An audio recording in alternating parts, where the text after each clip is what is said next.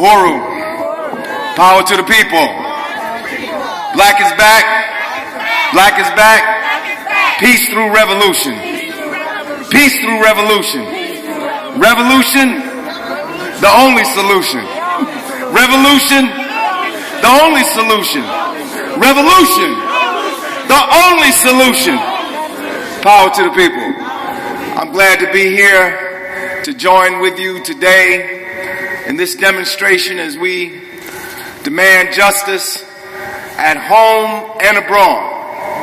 And I just want to begin with the same theme that the previous speaker was dealing with, and that is the issue of police brutality in our community. And the theme that dovetails with that, which was addressed by the speaker before her, and that is the militarization that is going on in our communities.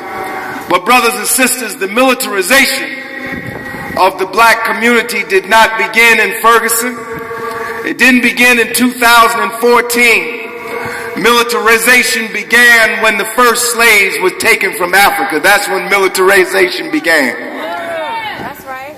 Because you cannot enslave a people without the exercise, the use of the most brutal, heinous, and horrific force that can be imagined.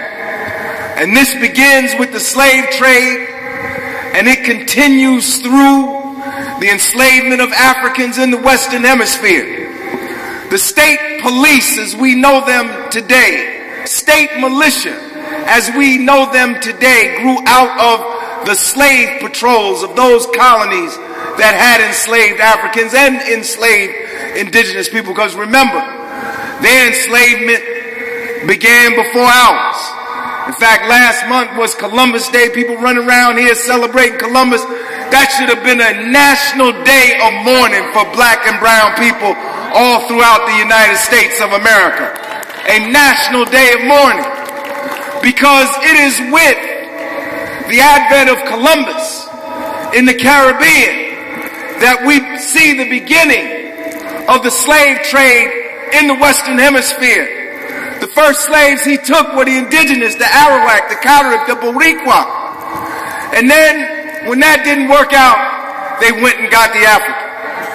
And we see with the rise and development of the slave trade, the use of the most brutal force imaginable, both publicly condoned and sanctioned by law, and privately on the property of those slave masters. Slaves were whipped and flogged and beaten and flayed. You know what flailing is? That's when they tear your skin off of your body. That's flailing. And I was reminded of this with the death of Michael Brown in Ferguson, Missouri. What happened after they shot Michael Brown? They let his body lay in the street, not for a half hour, or an hour, or a delay because traffic was bad and the ambulance get through. They let Michael Brown's body lay on the streets of Ferguson for 4 damn hours. Why? Why would they leave his body out there? Was it just some oversight? Some bureaucratic snafu? No. This was a technique of terror. It was meant to set a terroristic message to the black community that this is what is in store for you. But fortunately, the black youth of Ferguson were not scared, and they stood up and they raised up their voices and they raised themselves up in opposition to what is going on in Ferguson. But this is what they used to do during slave rebellions. They would behead African slaves and put their heads on pike. Read the story of Nat Turner, whose birthday just passed in October. They would draw and quarter slaves. Do you know what drawing quartering is? That's when they tie a horse on every limb of your body and whip those horses until they tear your body apart. The very Constitution of this country sanctioned, condoned, supported the enslavement of African people and the indigenous people in this country. And so institutions of force had to grow up and develop to hold people, because people are not going to be peacefully enslaved. The history of black people in this country, contrary to what we have been taught, is not a history of the acceptance of oppression. It is a history of resistance and rebellion every day that we have been here in the Western Hemisphere, brothers and sisters. There were hundreds of slave rebellions. And the slave rebellions didn't end with the Civil War.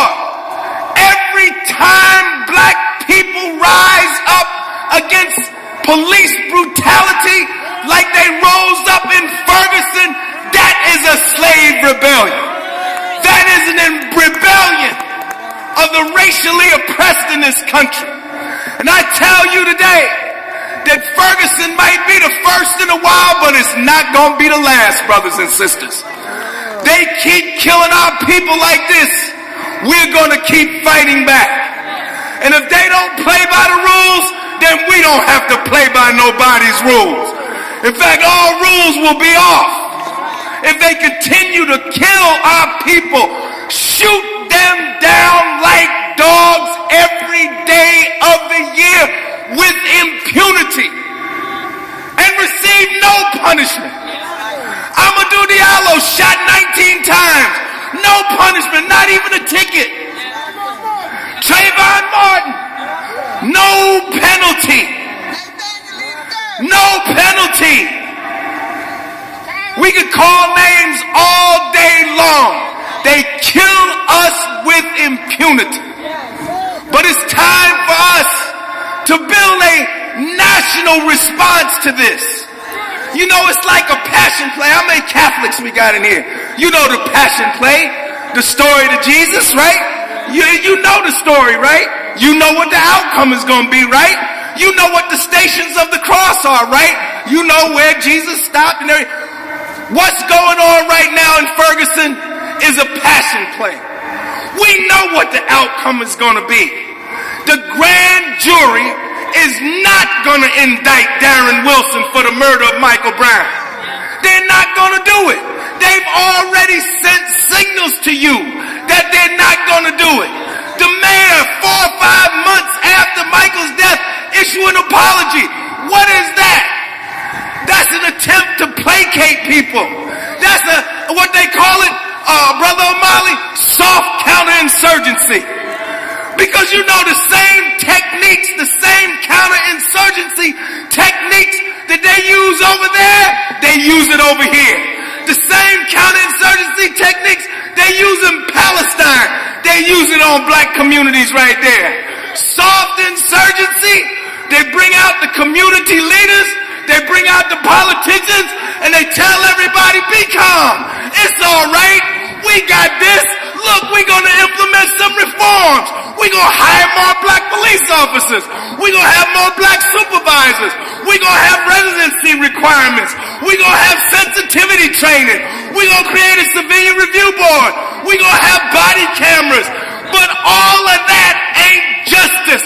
Justice is the arrest and imprisonment and conviction of Darren Wilson, who killed Michael Brown. That's justice, brothers and sisters. Anything short of that is not justice. Anything short of that is not justice. Anything short of that are reforms to placate and diminish your righteous indignation and your righteous anger. But this is what I have to say about what's going on in Ferguson and about what's happening with the grand jury.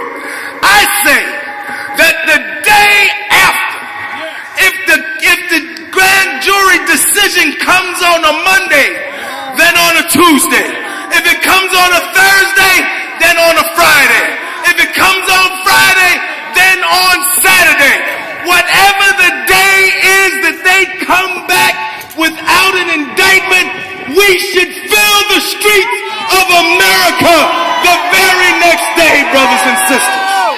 Fill the streets of America. Fill the streets of America.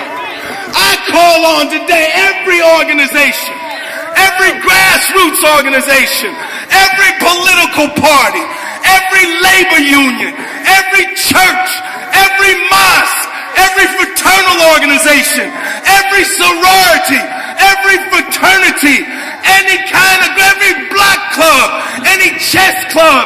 I don't care what your club is. You take your members into the streets the day after that grand jury verdict comes back, brothers and sisters. And it shouldn't be one day of protest. We should keep the protest. We should keep the fire lit for as long as we can. Because I don't know about you. I can't take it anymore. I can't watch my black mother's tears anymore. I can't see the grief of my people anymore. I can't stand to see one more mother without her son, one more sister without her brother, one more grandfather without his son. I can't take it no more. And it's time for us to strike back. They hit us, we hit back, brothers and sisters. We got to hit back. It can't be any of that accepting our oppression anymore, or trying to say it's something other than what it is. I don't know about you, but I don't see any improvement in the condition of the masses of people here in the United States.